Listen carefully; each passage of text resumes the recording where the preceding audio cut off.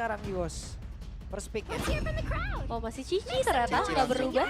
Kalau berkaca dari game yang kedua sih tadi sebenarnya Arky langsung ngambil Yusunshin dan juga lampu-lampu. Ini sekarang One udah dilepaskan loh bro.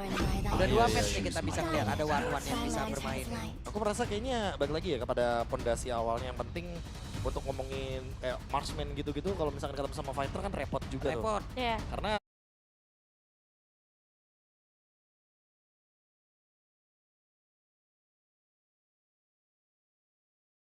It's okay, ada Yusunshin dan kalau misalnya Kimi udah pegang One, Skyfierce tetep ya. Cloud 1-1 mungkin. One sih kalau gua. Aku merasa Cloud juga bagus di sini. Cloud. Purify. Dia bisa langsung jump in ke belakang. If time is a river, Nathan! Wow. I'm swimming Oh against my god. Oke. Wow. Oke, mengimbangi dengan Magic juga. Dan kita tahu Nathan syaratnya bermain di late game. Mengimbangi Yusunshin nantinya. Yang sama-sama punya power spike di mid late game juga. Waduh, butuh waktu nih berarti ya permainan dari RRQ.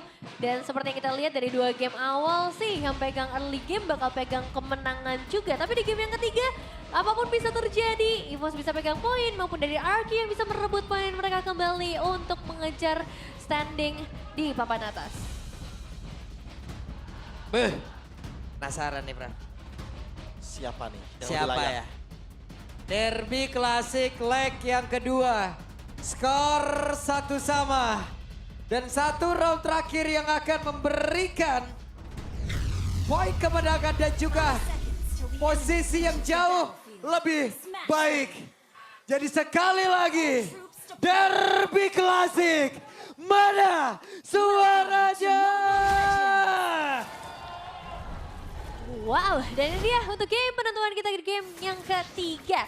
Dengan permainan agresif yang bisa saja dimainkan oleh kedua belah sisi. Entah itu dari sisi RQ Hoshi maupun dari EVOS. Karena penggunaan Kimi yang juga akan sangat ngebantu rotasi cepat ya. Ditambah dua-duanya untuk dari sisi romernya pun sama-sama menjadi inisiator. Lebih tahu. Toy. Aduh, What? Solo kill itu dia. Oke, solo kill dari Erlan Wait. bahkan di depan berbeda. Respon mendapatkan respon yang sama. Wow. Iya, itu dia. Kanan kiri solo kill, what happened? Karena tadi kalau kita lihat tembok dari Groknya cuma menuju ke mid lane. Jadi yang minionnya diunggulkan dari RRQ cuma mid lane-nya doang. Gold lane dan EXP tidak mendapatkan keuntungan dari tembok Grok barusan. Waduh, tapi 2 lane udah menang nih. Berarti kalau misalnya udah ada 1 poin eliminasi yang bisa dipegang. Dan ngeliat dari ya, opsi ke arah emblem yang ingin dimainkan juga. Ini tipikal Cici yang bisa nge-build banget ke area damage dengan emblem fighter yang dia mainkan. Sama seperti dengan dulu, tapi Tenacity ngebuat dia akan jauh lebih sustain. Ya tapi lihat deh, gold swingnya ini loh alasan kenapa di patch sekarang solo kill begitu mahal harganya. Ya langsung leading 700 gold. Ini yang ngebuat RRQ dalam keadaan yang benar-benar under sekali untuk early game-nya. Tidak terlalu manis untuk dijalankan karena Nathan juga nih. Tipikal hero yang butuh waktu dan butuh item yang cukup agar bisa nge-spike di mid game nanti. Nah ya, meskipun memang masih belum terlalu terasa lah ya perbedaan dari early game kita. Tapi mungkin dengan adanya solo kill ini ngebuat secara individual untuk kedua belah side laner kita. Jadi punya atribut yang lebih maksimal. Dan sekarang masuk ke area turtle dengan Dangerous Grass. Dan itu udah aksi pengeroyokan. Res menjadi korban selanjutnya. Tidak adil, 3 menghadapi 1, tapi ini kenyataan yang harus dihadapi juga karena Turtle akan segera dipegang. EVOS kembali dengan 4 pemain mereka. Oke. Apa yang akan terjadi di mana sekarang dari Turtle-nya langsung saya di-take overall pemain dari EVOS. Bahkan sekarang mereka berhasil untuk langsung bisa menggusir.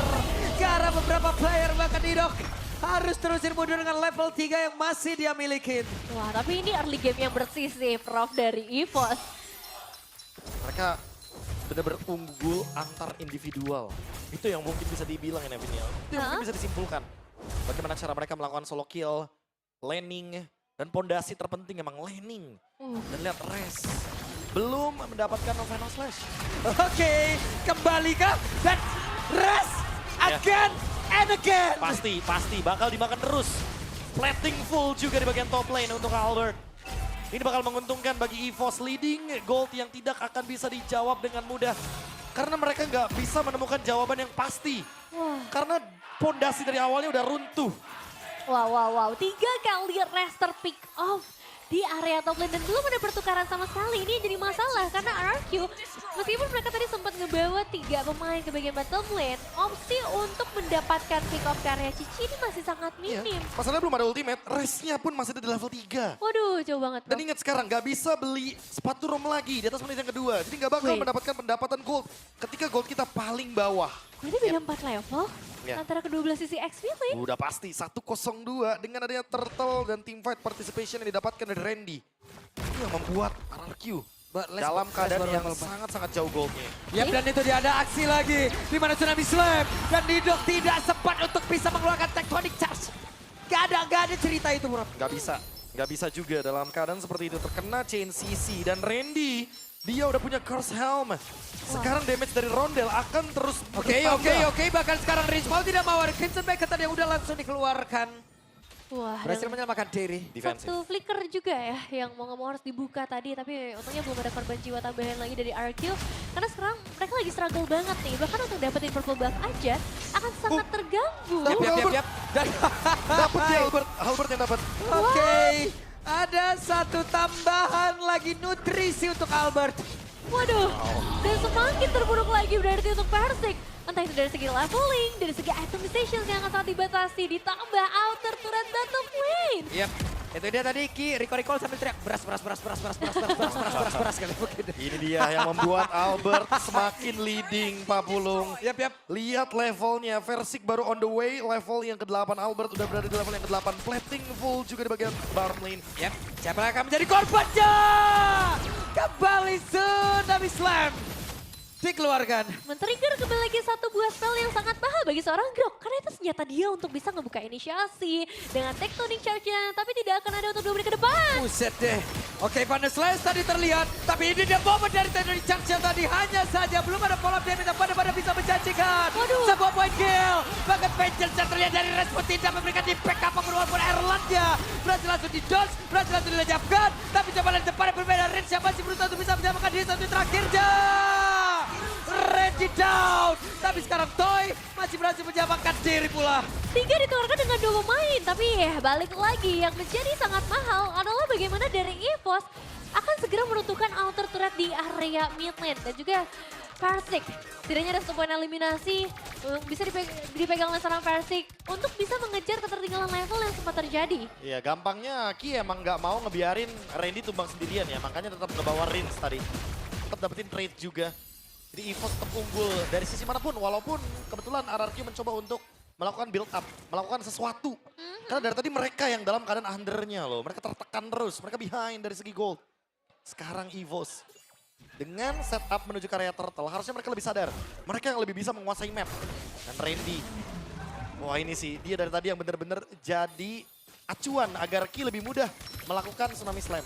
Iya, dan aku sebenarnya suka sih dengan satu inisiasi yang tetap dibuka ya sama RRQ. Karena akhirnya mereka juga bisa dapetin trade, setidaknya poin eliminasi dipegang. Nyoba Supaya ada sesuatu ya. tabungan pecah ya. Daripada kena pressure terus-menerus dan mereka nggak ngapa-ngapain. Tapi kalau untuk Turtle mungkin memang udah nggak bisa terlalu banyak lagi dilakukan. Ini beda sih kalau turtle ya, karena Iya. dari awal kita udah bilang, kalah laning itu jadi pondasi. Oh, ada kita. Yap. Itu dia ada satu orang lagi tapi ternyata untuk sekarang Persiknya masih berhasil menyamakan diri. Tapi tidak dengan pergerakan Nidok bahkan Rince pun menjadi korban mendadak ada 3 player dari RRQC. Hanya menjadi notifikasi Prof. Hilang semuanya. Cepat sekali. Hanya untuk membuka ruang bagi Toy. Dan out of nowhere sebuah pertanyaan, kenapa bisa Versik yang kena? Yap. Saat dia membuka Quad Shadow ternyata. 3 hilang, 1 cedera parah. Namun untuk sekarang, coba lihat mereka berusaha untuk bisa kembali keluar dari zona yang begitu menyakitkan. Ini TKP yang menyeramkan ya, karena siapapun yang keluar akan bisa dimakan dengan Tsunami Slam di tangan Ki. Bahkan nggak melakukan hiding lagi ya. Ini belak-belakan banget loh dari EVOS untuk ngebuka setiap inisiasi. Pokoknya ada yang lewat, ya udah mereka ambil. Itu percobaan ya namanya. Iya. Cobaan yang emang dari tadi dilakukan sama EVOS berkali-kali. Kinya juga nggak ragu karena ini adalah Dangerous Grass. Dia tahu ini adalah hero yang cocok untuk bisa bermain dengan metode cepat. Tempo yang tinggi dari EVOS. Early dia menang, ngegulungnya lebih mudah. Itu yang selalu dilakukan sama EVOS. Section Pulse tadi terlihat. Satu barir yang sudah langsung dikeluarkan pula. Akankah Teknonik Chat tadi berhasil mendapatkan Garaki. Tapi itu dia sudah bisa langsung dikeluarkan berhasil mendapatkan satu player. Dan itu adalah Versik. What? Call the ambulance but not for me. Untuk Versik ternyata Kinya selamat. Dia tahu dia bakal dikejar, dia tahu bakal disamperin. Dan ternyata dia spam Tsunami Slam-nya. Dia menanti Prof kehadiran dari satu orang yang memang mau datang ke tempatnya. Oke, Idok. Mau tidak mau harus menerima begitu banyak damage yang bisa dihasilkan oleh Rodel. Sementara Entropy harus tetap di-spam terus-terusan. Itu POV-nya Ki, strike. Dapat ikan besar ternyata. Mahal banget sih. Mahal banget untuk dapat langsung karya jungler. Apalagi Versik ya. Yang jadi satu masalah terbesar mungkin buat sekarang. Karena dari Toyo juga masih belum powerful dengan item-item yang masih sangat terbatas. Itu strike-nya parah loh. Kraken juga parah itu. Nah ini kita kalau ngeliat dari dominasinya seperti ini ya, apalagi dengan menuju ke 7.000 gold. Ini possible 10.000 gold, by the way Nevin. Yap. Ditungguin dulu juga biar minionnya muncul terlebih dahulu. 943 Lord akan muncul. Ya, waktu yang sangat tepat untuk EVOS. Kalau misalnya mereka ingin ngebuka inisiasi lagi. Tapi untuk RRQ, ini waktu yang sangat buruk. Oke, dan Tsunami Slam kembali. Ada flicker berhasil dikeluarkan nih, Dok. Lagi ya dipaksa defensif. Jadi Tectonic Charge ofensifnya nggak bakal bisa terjadi kecuali EVOS-nya yang blunder.